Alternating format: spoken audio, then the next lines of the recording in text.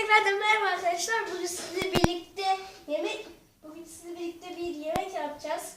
Yemeklerden en zor olanından biri sarma yapacağız bugün sizinle birlikte. Herkes böyle videolar atıyordu, ben de atayım dedim böyle. Bak oldu.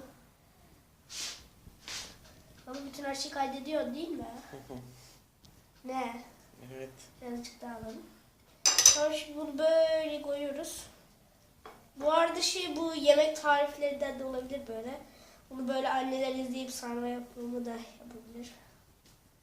Yani. Şöyle. Annem arkadan sesleniyor, sıkı sar diyor.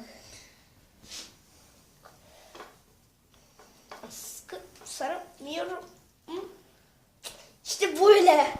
İşte böyle bir şey oldu arkadaşlar. Ne oldu mu? Hayır. Ya en baştan başlıyoruz. Aç tekrar.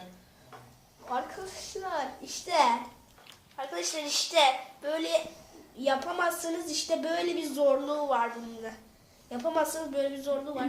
Hepsini tekrardan böyle toplamak zorunda kalıyorsunuz böyle. Bu biraz uzun sürecek. Neyse şimdi bir de anneyi çekelim bak nasıl sarıyormuş. Anne Evet, şimdi de annemi bir çekelim. çekelim. Annemi çek bir de. Yaprağımızı güzelce açtık mı?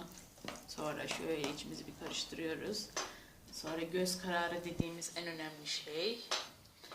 Güzelce koyuyoruz ve yayıyoruz. Şimdi Arda'nın yapamadığı kısımları gösteriyorum size.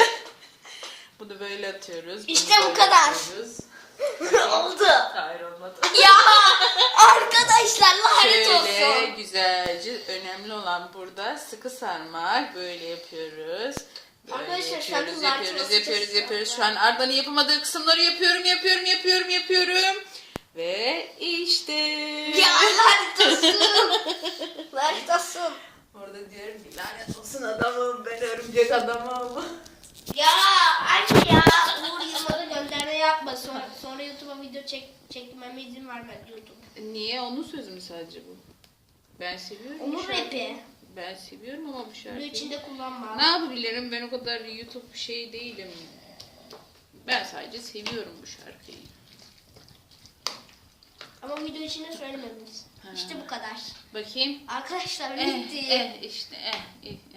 İşte bu kadar. İdare eder. Evet, kapat Dı dı bakalım dı. YouTube'un. Ne? Gösterdin ya, şimdi kapatıyoruz. Tamam. İyi günler öğrenler. Kanalıma abone olmayı unutmayın. Like atmayı da. Bitir.